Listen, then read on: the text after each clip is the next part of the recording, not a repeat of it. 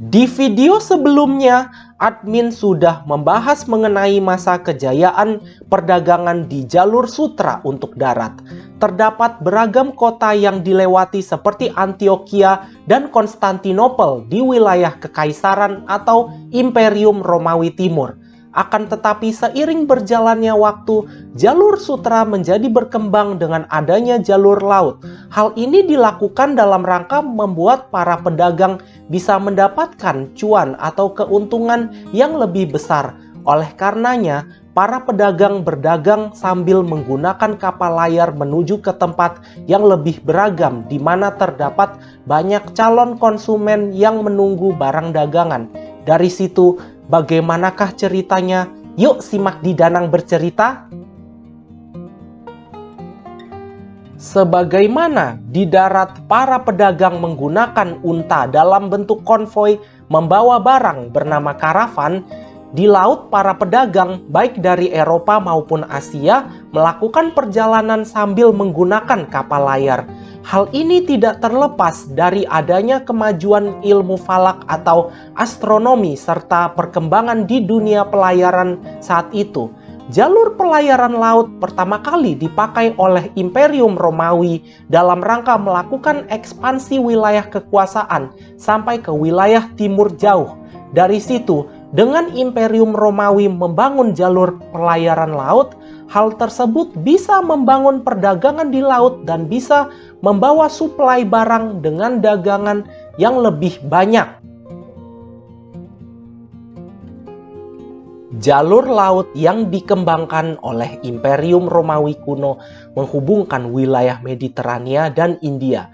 Mediterania merupakan salah satu wilayah kekuasaan Imperium Romawi kuno yang mencakup beberapa wilayah Eropa seperti Spanyol dan wilayah Afrika Utara seperti Mesir.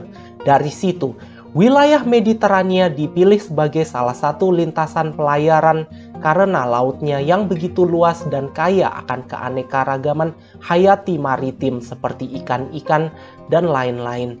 Kemudian, rute pelayaran jalur sutra melewati Canton, Guangzhou, Cina, menelusuri Asia Tenggara, Samudra Hindia, Laut Merah hingga mencapai Alexandria atau Iskandaria, Mesir. Antara abad ke-1 dan 6, banyak sekali kapal dagang dari berbagai negara seperti Arab yang berlalu lalang berlayar melewati Laut Merah dan India. Dari situ, barang-barang dagangan dikapalkan di kota Berenike, Epirus, yang merupakan wilayah antara Yunani dan Albania. Selain itu, barang dagangan akan dibawa oleh kapal sepanjang Laut Merah, diangkut ke darat ke daerah pedalaman ke Sungai Nil di Mesir. Dengan hal ini, barang-barang yang dimaksud akan diperdagangkan ke seluruh wilayah Imperium Romawi. Sejak Imperium Romawi jatuh di abad ke-9, rute perdagangan laut di jalur sutra dikuasai oleh para saudagar dari Arab. Secara perlahan tapi pasti, penggunaan jalur sutra mulai ditinggalkan.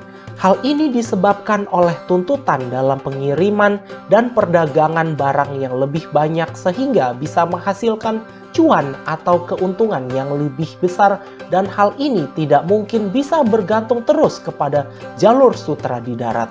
Akan tetapi, jalur sutra kembali ramai pada masa kekuasaan Kekaisaran Mongol pada abad ke-13. Karena reputasi militer baik yang dimiliki oleh Kekaisaran Mongol, kekaisaran tersebut mendukung adanya aktivitas perdagangan antar negara. Hal ini didukung dengan Kekaisaran Mongol menguasai daratan Cina dan Asia Tengah sehingga membuat perdagangan di jalur sutra semakin ramai. Sementara itu, di waktu yang sama hubungan antara Eropa dan Cina mulai semakin terbuka. Hal tersebut dibuktikan ketika seorang penjelajah dari Italia bernama Marco Polo berhasil melakukan ekspedisi ke Asia dan sampai ke Cina, serta diterima dengan tangan terbuka oleh pihak Kekaisaran Mongol di bawah Khan. Bahkan dari abad 5 hingga 15, orang dari Venesia dan Genoa dari Italia mengendalikan sebagian besar perdagangan di wilayah Mediterania.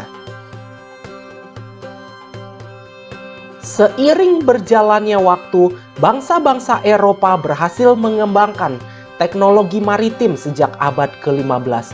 Hal tersebut dipelopori oleh bangsa Portugis. Dengan hal ini, secara perlahan dominasi para saudagar dari Arab maupun Afrika berkurang. Oleh karenanya, kapal-kapal berteknologi canggih yang dilengkapi oleh persenjataan modern berupa meriam atau cannon tidak hanya meredupkan peran jalur sutra dan para pedagang dari wilayah timur di laut, tapi juga meningkatkan keuntungan atau cuan perdagangan.